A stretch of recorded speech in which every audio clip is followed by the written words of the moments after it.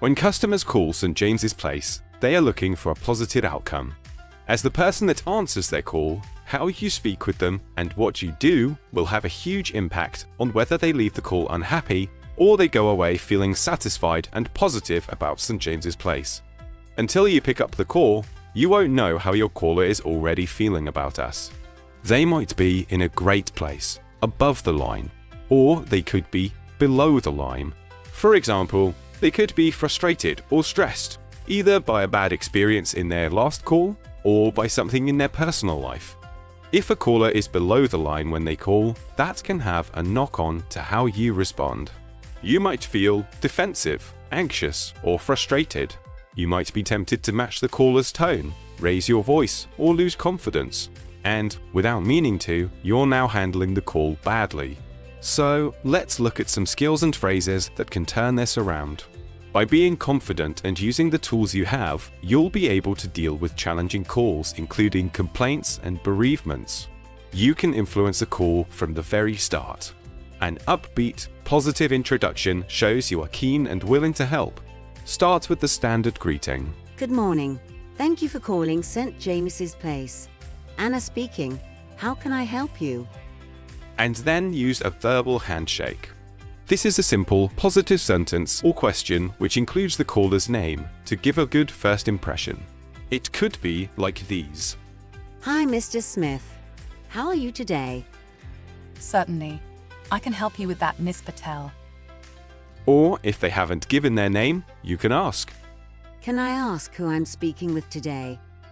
Use Mr., Mrs., or Ms. unless the caller has given you permission to use their first name. And always remember to use please and thank you where appropriate. Now you've set the tone of the call, you can influence how it goes with the language you use. Positive language focuses on what we can do and the positive outcomes that will follow, which will please your caller. Positive language suggests alternatives and choices to the caller, is helpful and encouraging, promotes respect, reduces conflict, and promotes a positive image of yourself and the business. Negative language, on the other hand, lacks confidence, talks about what we can't or won't do, fails to mention what we can do, and might even look to shift blame onto our colleagues. For a caller who just wants a solution, this type of language will leave them worried and frustrated, and reduces their confidence in us. When dealing with challenging calls, aim to turn negatives into positives. Instead of, I can't confirm when that will issue.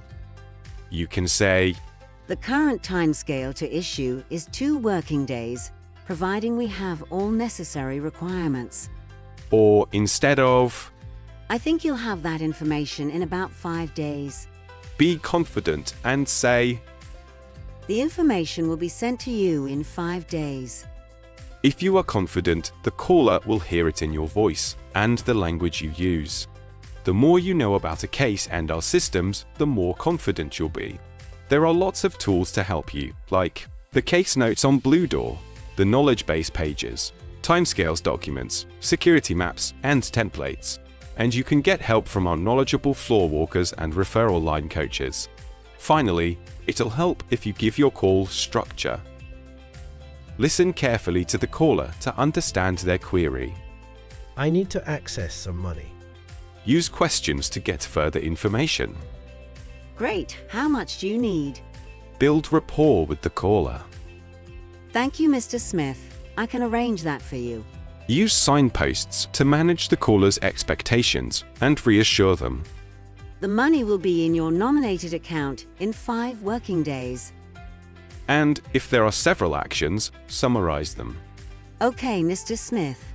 I've arranged for the money to be paid to your account in 5 working days, and we've also updated your contact details. Check if there's anything else the caller needs. Is there anything else that I can help you with today? And if not, end the call. Thank you for your call today, Mr. Smith.